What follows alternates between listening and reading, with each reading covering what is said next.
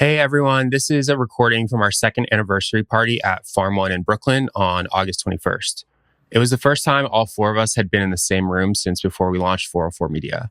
If you came out, thank you so much. We had a blast. If you couldn't make it, here's the recording.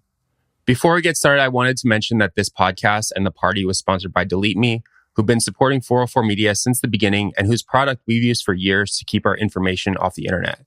404 Media listeners get 20% off at joindeleteme.com/404media.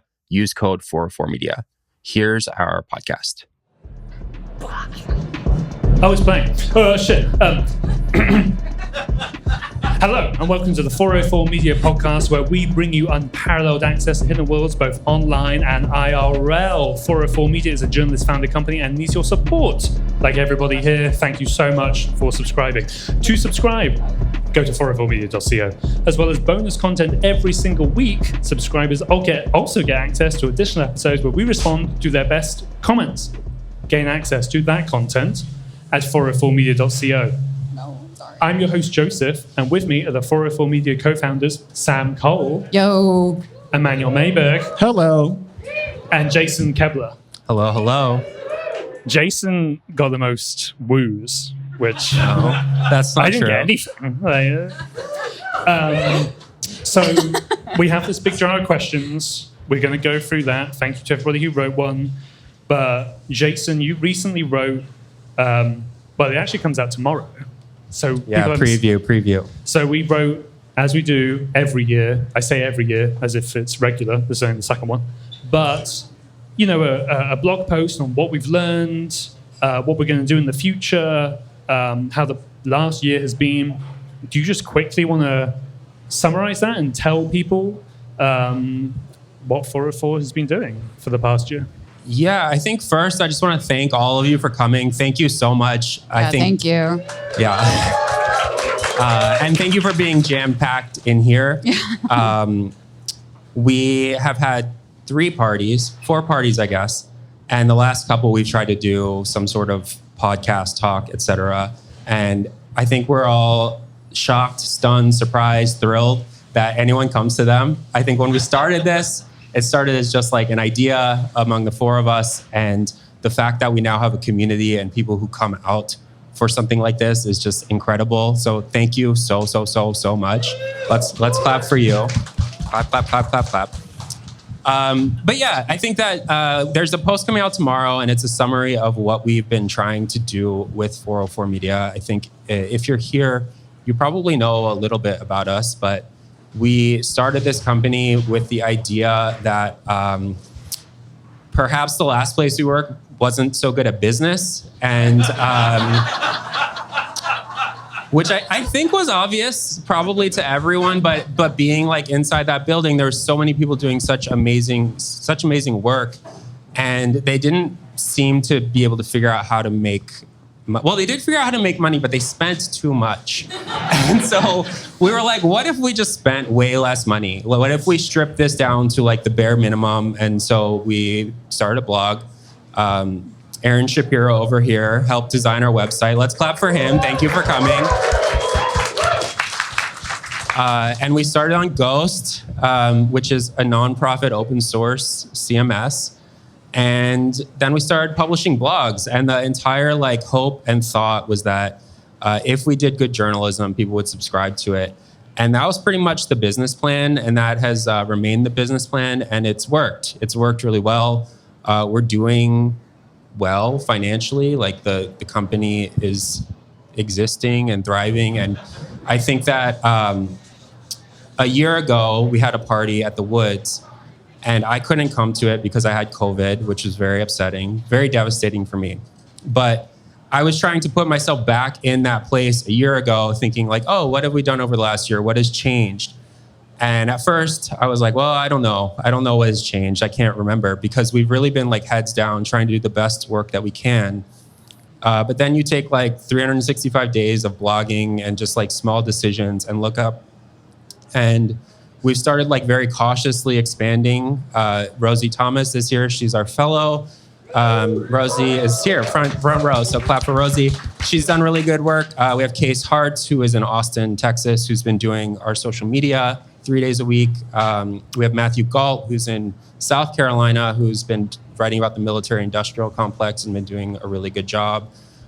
We've just been focusing a lot on doing good stories and expanding out from there. And I think we have done work that has spurred congressional investigations. We've done work that's gotten people fired. We've done work that has caused really bad companies to change their policies and still do bad stuff, but slightly less of it. So that's good. That's good. And I think a lot more, but up here in front of all of y'all, I'm blanking a bit. So I don't know. Do any of you have anything to add? That was a long speech for me. Should I rapid fire read our impact in the last year? Some of the highlights. Okay. Yeah. See, the people want to hear it. I'm going to read the URLs also. So never mind. Kidding. I'm going to read this fast. We revealed that ICE was tapping into Flock, which is a nationwide AI-enabled camera network. And since then, the police department shut off its external access to the cameras after learning they were being searched for immigration-related offenses. Austin banned Flock in its city, specifically citing our reporting. The company now says it has severed access to Illinois databases. In response to a story about Texas cops who searched Flock for a woman who had a self-administered abortion, Illinois Secretary of State is investigating the company. Congress opened a formal investigation maybe a week and a half ago into Flock. Meta sued a Nudify app that 404 Media reported brought thousands of ads to Instagram and Facebook. We brought the news that Telemessage, a signal clone used by the Trump administration, was hacked. The DOJ and Customs and Border Protection paused its use of the tool. Civitai, repeatedly shown to create non-consensual adult content, banned all of its AI models that did that shit. We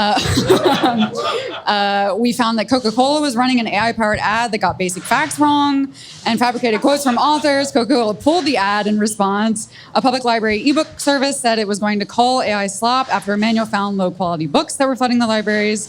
NVIDIA was sued after it revealed the company was scraping YouTube and other sites like Netflix on its own AI systems. And a bunch of other shit. I mean, it goes on from there, and you can read the post tomorrow and click each of these. But it's a very long list. And on top of that, we've done a lot around Doge and they can mingle. It's okay. And the things that the Trump administration has been doing online and off, especially around immigration, and all the ways that tech enables surveillance in the surveillance state. We established and I think defined AI slop as a whole entire genre. If anybody has heard of Shrimp Jesus, that's probably because of a story Jason wrote. I think it's from the stickers. Shrimp Jesus. Yeah, we have Shrimp Jesus stickers available at the merch table. They're very few, so grab them. Don't everybody run and mob it. And then we have a cake coming out later that is got a surprise on it, and the surprise is that there's AI slop on it. We've just been, I don't know, I read that and I'm no wonder, my shoulders hurt, but also there's nothing I would rather be doing more than all of that. So, and it's because you guys support us and let us do that work. It literally wouldn't exist without you. So this is a celebration of you guys. We wanted to say thank you. Come get a drink on us, eat a piece of AI slop cake. Now I'm thinking I should have bought 3 sheet cakes instead of 1. But yeah, it's all because of you guys. So that's why we're here. Do you want to add anything? Comments, Emmanuel? Let's get the questions. No? Yeah, let's do questions. So we have these. Maybe we'll do a microphone question situation we as can well. also I'm not sure. if you scream your question, we will answer them in real life. But let's have a jar. Let me find a punchy one to start. A punchy one. Sun, moon, rising. Sun, moon, rising. Do you guys know your sun, moon, rising? I know Sorry, mine. I really don't. I'm a Virgo sun, Pisces moon, Sagittarius rising. Very good, very good. I don't know, and I don't want to say my God damn birthday it. because I don't want to get hacked. Because why? I don't want to get hacked. It's just my personal Jason's a data. Taurus, I'll Okay. tell you that much. Yeah. All right. May 2nd, 8 p.m., 1988. Someone look that up. Look it up. Let me know. I'd love to know. In Maryland. No. That is We were gonna probably put that written in. in here a lot. So someone here actually wrote this. Not a question, but a comment. More of a question than a comment. Sometimes I hear you all defending what you cover, how you cover, but I think all the reporting is nuanced and thoughtful. Don't waste your time defending against the haters. Hard. Thank you. Wow, that's a very good comment. However, if anyone is mad at us, we have to respond. Even one person, in great detail. It's a flaw I think that we mostly have. But only in the subscribers podcast. So you have to pay us to beef for this. The subscriber podcast is a safe space where we can beef basically without consequence. Yeah. Do you think more employee-owned media can reinvigorate local news outlets? Yeah, hell yeah. Hellgate's doing it in New York. Hellgate, The city, yeah.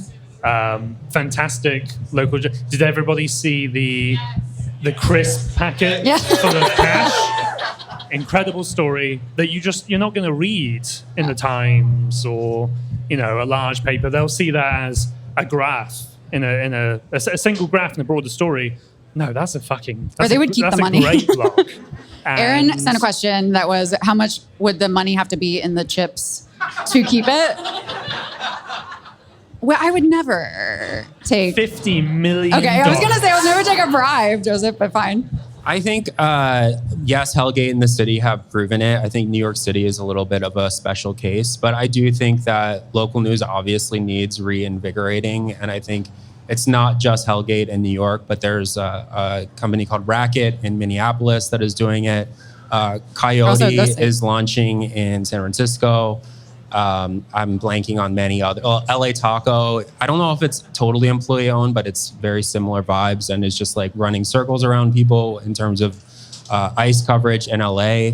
So I do think that this model works. I think it can also scale a little bit because the costs of running something like this are extremely low now. Like the actual infrastructure of setting up a website and accepting payments and setting up all the business backend is essentially nothing at this point. And so I think that if these publications can figure out how to serve their readers, I hope that it can really help local media. And what they need to do, you just publish. You just keep going. You just keep finding stuff. You keep writing articles. And I think there's a danger in that people can launch an outlet, work for a long time on investigation, throw it into the world, which is a great thing, but only a few people may see that. So you have to keep going. You have to be really, really, really aggressive. But those other outlets that Jason mentioned show that it is possible for local media. Absolutely. Manuel. So this question is, what are your thoughts on AI-induced delusions? Who is to blame? An easy one. I don't know. I think as we've talked about on the pod before, we, as people who are public and have our contact information public, we hear from people who are often suffering from some sort of mental health problems pretty often. People who think they're being stalked or hacked, but clearly they're just in the middle of some kind of crisis. I think we all have noticed an uptick in that type of communication to us recently, and all of it is themed around AI. So I don't know. I don't have an easy answer. It's like clearly there's some underlying mental health problem always involved, and it seems like AI is a big trigger. And it seems that the way that these chatbots are programmed to solicit more conversation from users and always hype them up and indulge every idea that they have is not the best idea. And you see OpenAI already kind of like trying to augment that behavior. So yes, the AI companies are to blame there, but they did not invent, mental health problems. But that's a bigger society problem that we're not going to solve with a software update. Yeah, I've been talking to a psychiatrist in Silicon Valley who's studying this. I haven't gotten very far yet, but I'm talking to him about like sort of what he thinks is going on and trying to figure out like, I don't know, what do psychiatrists think? Like, is AI causing this, or is it something where someone is like already has mental illness and starts talking to ChatGPT or whatever and sort of goes off the deep end. But I will say the reason that I started looking into this is because the emails that we're getting from people who say like, I'm being surveilled by ChatGPT or ChatGPT has sentience at this point, like we have to show you this. The emails are very similar to one another in a way that I find to be like quite disturbing, where it seems like there's some sort of pattern that it's pushing people down a specific road. But I guess more to come there. Next question.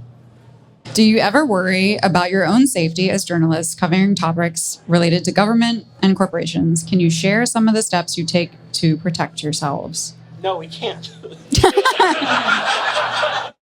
Yes, we do have significant security concerns. We've all been doing this for a long time, 10 years plus. We have pissed off a lot of people across that time. And I'm not going to go through them like a laundry list, but I'll say a couple of things. You can only really do security proactively. You can't do it retroactively. So if you haven't done your homework and set up a mailbox or cleared up your online presence through various ways, if you haven't done that, then someone gets annoyed and comes after you. It is way, way harder to clean that up than if you were taking the steps in the first place, which is very, very difficult because you never really know who you're going to annoy, who you're going to piss off, and who is going to get mad at you. Obviously, if you're just covering a certain beat, maybe you can figure it out that way. But it's very, very difficult. And sometimes the most random person is the one that you suddenly have to worry about. So I would tell people, try to threat model as much as you can. Try to do it proactively rather than retroactively. And you'll be better off than if you don't do that. Yeah.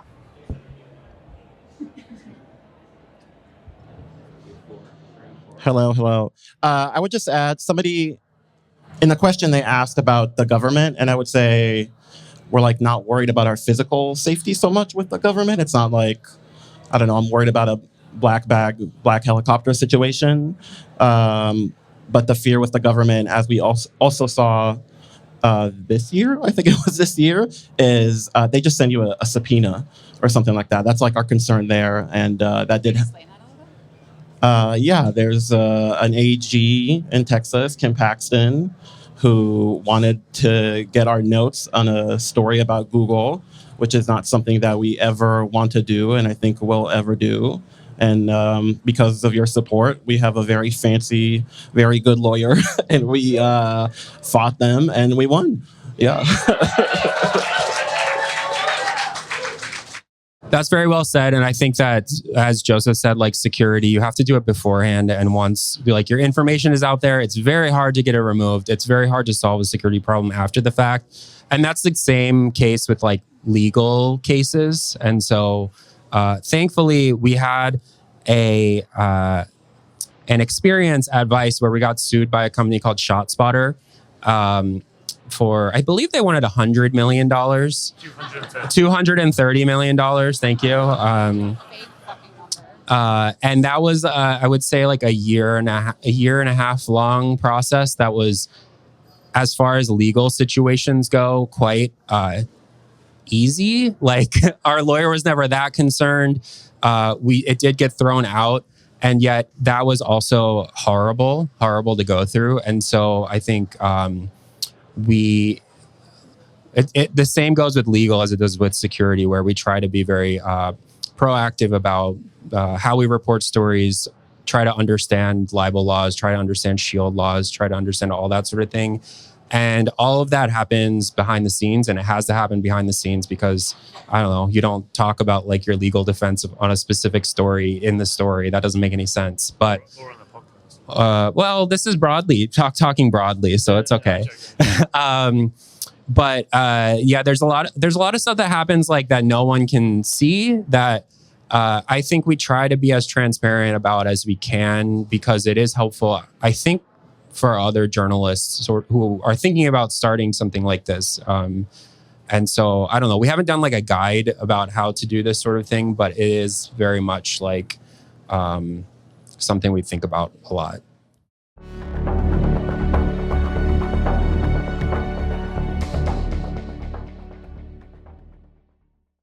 So my 404 Media colleagues probably remember when I got doxxed, which was a nightmare for everyone involved, mostly me.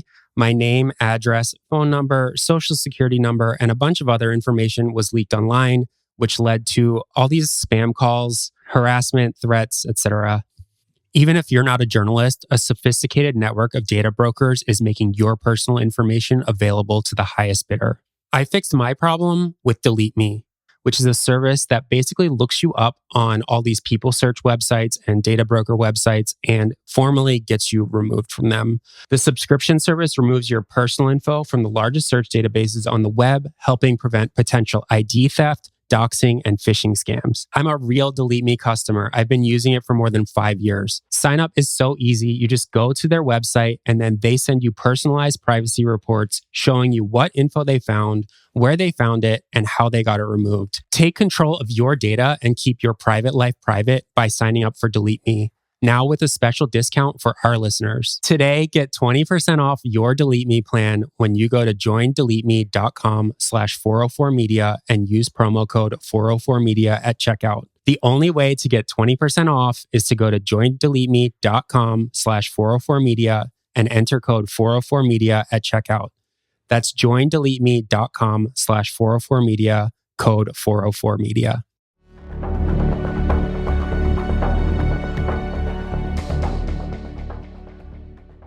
How do we get people to think about and care about ethics in tech when they won't even fact check a Facebook post?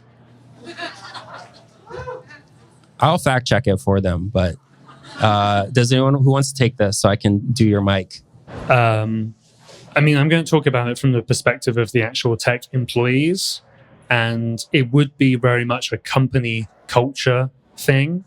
And I'm weirdly going to point to Palantir. Palantir is a very interesting company for a lot of ways, I'm sure you can imagine. But I got this big leak from Palantir recently that I'm sure some of you read, and it was their justification for working with ICE. And in that, they went to great pains to explain that relationship, to explain almost the philosophical process of why they think it's good and right to do this work. I read Alex Karp, the CEO of Palantir, his book, and I can't square what he says in that book. We need to protect Western values. We need to protect America. We need to protect the West, while providing the technical infrastructure for an agency that's actively undermining those threats and throwing people into vans without due process and all of that sort of thing.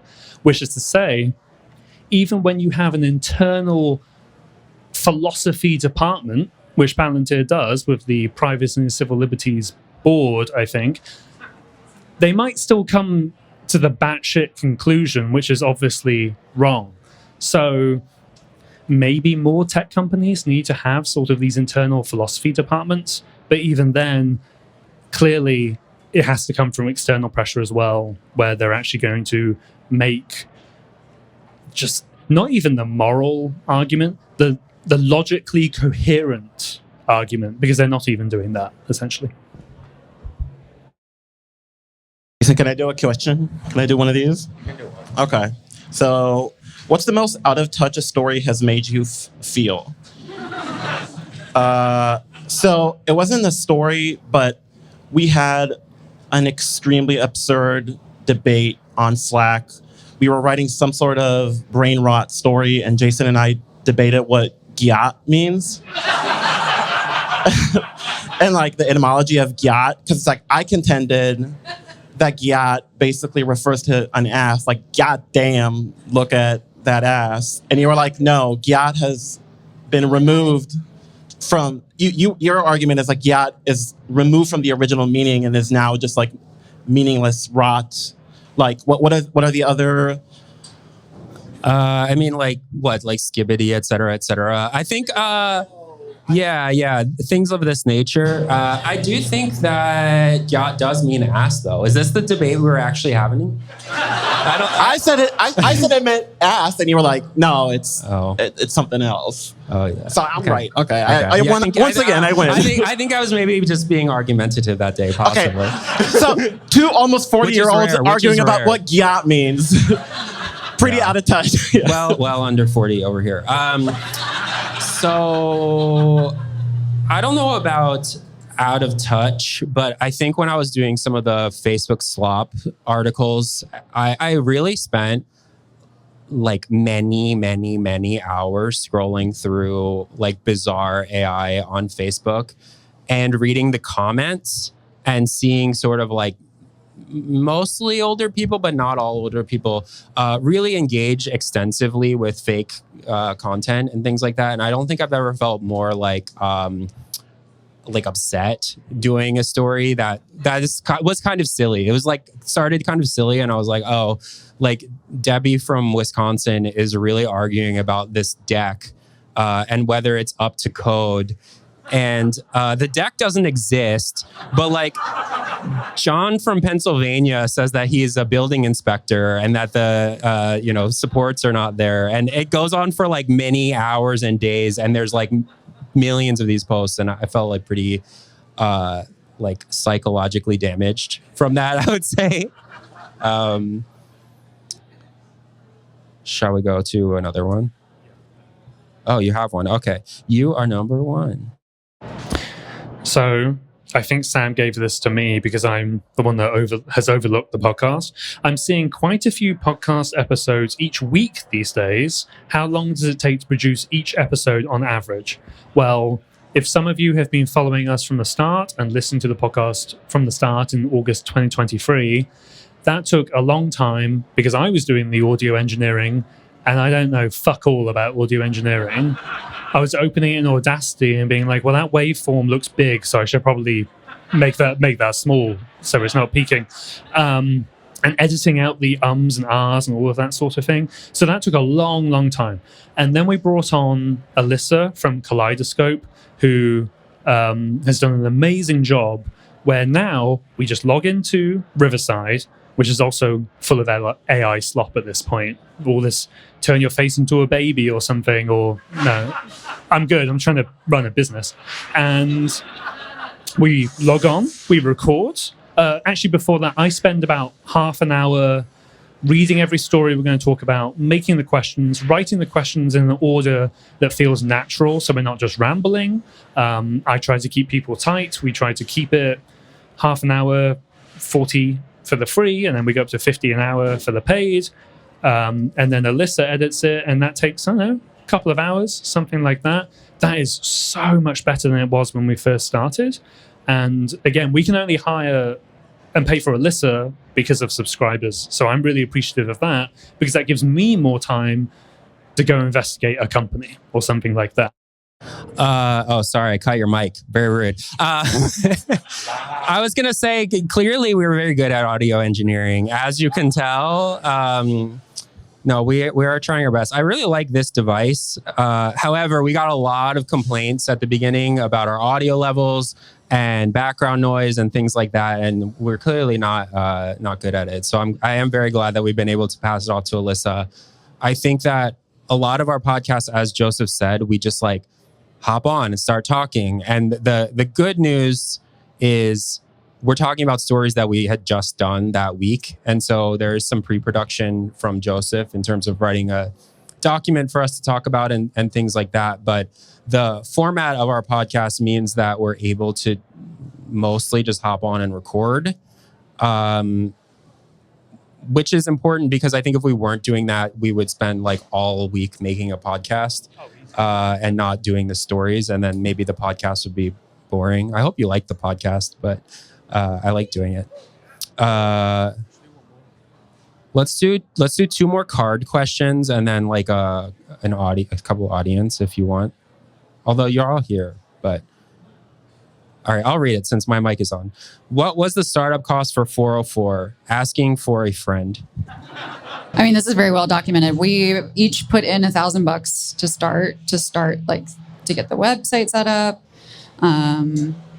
What else did we even need at that point? It was just the website. It was like all the lawyer, the insurance, like the stuff that we would need to actually start hitting the ground running and doing the reporting that we wanted to do. And that was the bare minimum. And yeah, we lived off of like our savings. for a while, but we were lucky that it like immediately people started subscribing and supporting, and we didn't have to do that for very long because people just jumped right in and were like, yeah, of course, you're a real thing. Like, yeah, we're definitely going to subscribe, which is the reason that we're here today. So yeah, $1,000 each, but like we wing, like that's made up. We didn't have like an accountant telling us this is how much money you needed to put in to start a business. We were like, that's probably enough. And that's kind of how we do it to this day. So yeah. I can't find the card, but somebody asked if we're to be immortalized as a statue, what would be the statue and where would it be located? And I know that's hard, so I had some time to think about it. So in the Presidio in San Francisco, I don't know if you're aware of the park. There's like a LucasArts campus there, and there's a beautiful bronze statue of Yoda. So I guess like I would like to join them. It's also a fountain, and it's a very beautiful little area. So I guess like I don't know, put me next to Yoda is where I want to be immortalized.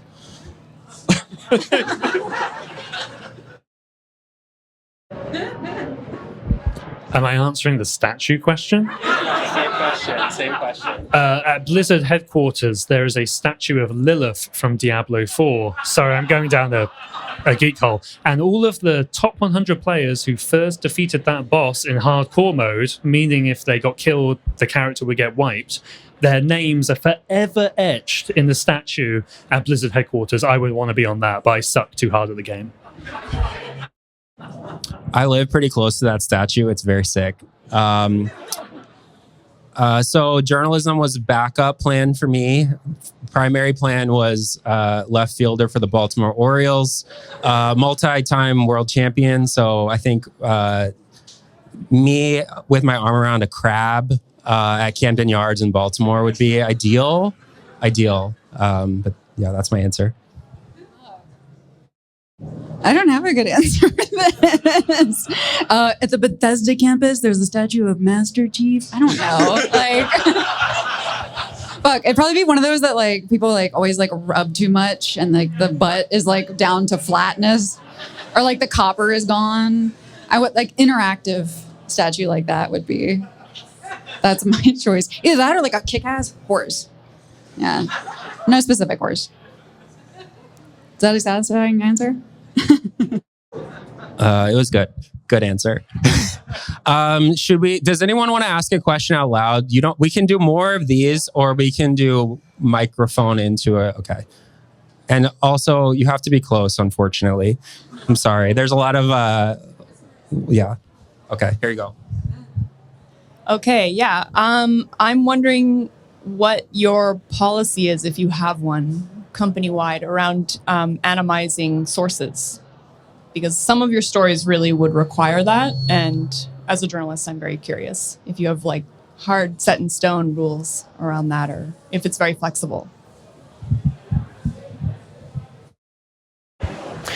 Yeah, so it's honestly mostly the normal journalistic standard, which is that you try not to have a source be anonymous, because there are trade-offs with that, in that, well, this person's not going to be publicly accountable now. So if you just have a bunch of anonymous sources bitching about somebody, that's probably not entirely fair, right?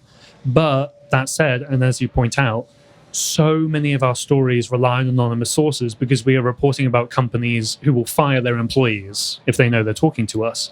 And I think it often boils down to, okay, we'll keep the source anonymous. That's fine for their security, for whatever reason. But we have to communicate whenever we can that reason to the readers. So we're not just handing out anonymity willy-nilly. It'll be like, we quote the source, and it'll be say, 404 Media granted this person anonymity to protect them from retaliation. And that's almost boilerplate at this point, but you have to give a reason as much as you can. Saying that, I published a story recently where I couldn't even give a reason because the source was that sensitive. But that's like last resort, essentially. It's just that we probably handle more anonymous sources than some outlets, basically. So that's why you probably see it disproportionately more on our website than others, I would say. Yeah. I think the big thing is just making sure the information is accurate is like our North Star. But the rest Joseph is correct. Other question? Anyone? Looking forward to the next 2 years, is there something that you are not currently doing as journalists or as a business that you would really like to be doing when you next have this party? Great question. Not planted. It wasn't. We talk a little bit about this in the post that's coming tomorrow. I think that we are ambitious people. Like, we want to do really impactful journalism, but we also want the company to succeed. And I think we each have things that we would like to see the company do at some point. I think planning out further than like tomorrow is very, very difficult for us at the moment, because we're doing all the journalism, but we're also doing all the business. And bringing on people like Rosie and Case and Matt has allowed us to do some other like different projects sometimes, but also anytime we sort of like add a new thing, whether that's like we talked about maybe trying to do more interview podcasts, for example, but then actually recording the podcast is perhaps not that time consuming, but the scheduling of it is, the like editing of it is, it's like there's a lot. Every time we like take out this is a wrong analogy, I'm going to say it anyway. Anytime we take out a Jenga block, like there's another thing that there's a butterfly effect. I'll just mix all the metaphors. And then we have to like figure out how to like build that into our day. And so, but to answer the question, I want to do something in print. I really, really want to do print. Whether that is a zine, I think we could do a zine, no problem. I want to do a glossy magazine because I think it would be cool. Coming for the Atlantic. That's what I want to do. Is like a magazine of some sort, and it'd probably have to be, like once a year, twice a year, something like that. But that is something that I think our work would go well in a magazine. I think we already have subscribers, so it would be easy to send it to people if they wanted it. But yes, I will pass it to others as well, though. Sam, I'm going to pass it to you on the spot. This is something that we have been very transparent about working on and wanting to do more of. But I think by the time this party happens again next year, I am putting it into the universe that we are making something for film or TV, that we're recording something or producing something or co-producing something that makes it to the screen.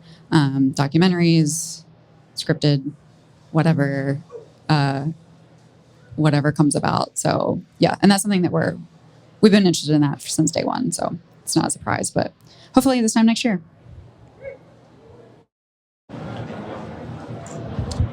A regular interview series for the podcast, once a week, hour-long interview. We talk to a lot of interesting people. You see them in the stories we do, but I feel like a lot of the interviews, we can just publish them as is, and they would work pretty well. It's just like a matter of fitting it into our workload.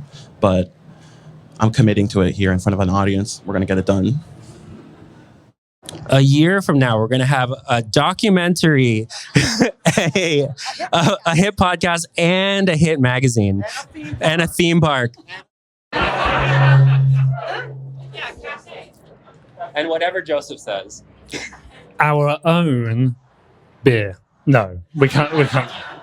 You'll hear us talk about that on the podcast, but everything everybody else just said, especially the documentary stuff, I would love to do print as well, even if it's like almost like director's cut version of articles or something like that, where we couldn't put it all on the site, or well, we could because it's the internet, but we can add in extra details or whatever. I like all of that. Yeah.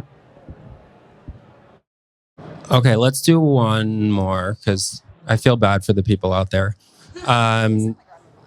No, they're having a horrible time. Does anyone have a question? Can you come up like to here-ish? Yeah, no, I had a question that's sort of about a lot of your work is ultimately, I think, about the melding of systems and data that's private and public, and it all kind of keeps getting shoved together into repositories. And so I'm wondering, like, this is a little bit reading the tea leaves, but do you see this kind of continuing to the point where it's just like eventually everybody's data from every public and private source is just going to get into some mega repository, or like kind of how does that play out, with the flux, Palantir getting layered on IRS systems, et cetera, et cetera? Yeah. So, as many of you will know, so much of your data is out there. And I do kind of hate it when people go, well, privacy is dead because everybody knows everything about me. No, different companies know different things about you. So it's not all entirely futile. You're able to remove certain things. Some stuff is more of an issue than others. There is actually great nuance there, but as the Trump administration has shown, it is now trying to meld together all of that data.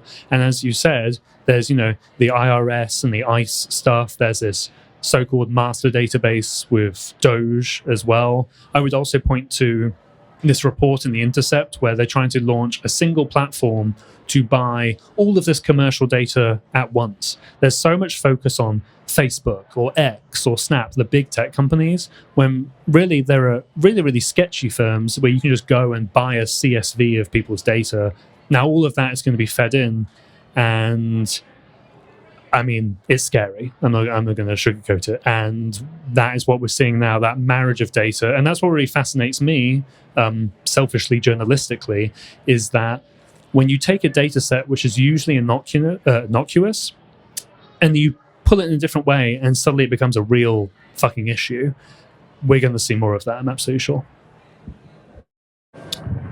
I also think that the AIification of these databases is really, really scary. And I think that right now there is, I don't know, not that many people are saying it outright, but I think that there's this idea that the AI ecosystem is going to collapse. And, we are very, very critical of AI, but I think that there is so much money being poured into this technology by so many very powerful companies. And, maybe it's not large language models, but it like AI undergirds, or at least machine learning, they're all related technologies, undergird facial recognition, undergird like all sorts of, object recognition, social media monitoring, that sort of thing, that I do worry a lot about the AIification of surveillance and these databases. And like the melding of all these different data sets. And so I don't want to be like terribly pessimistic about it, but I do think kind of like in the lead up to the, I don't know, like LLM ChatGPT-ification of the word AI, there was a lot of reporting, and there still is some, but there's a lot of reporting about AI bias and how facial recognition tech, surveillance tech is being disproportionately used against marginalized communities and people of color and all of that sort of thing. And all of that is still happening, but we're not talking about it as much as we were 3-4 years ago, because we're like laughing at the shitty things that these stupid machines are making all the time. And I think that a lot of these dumb AI companies will collapse, but I do think that what's left over after whatever bubble we're in pops is going to be used. It's already being used in like a really like freakish surveillance way. Even things like ad targeting and that sort of thing. Like I think that is being underreported, and it's sort of hard to tell the scale that this is happening right now, because there's just like so much going on.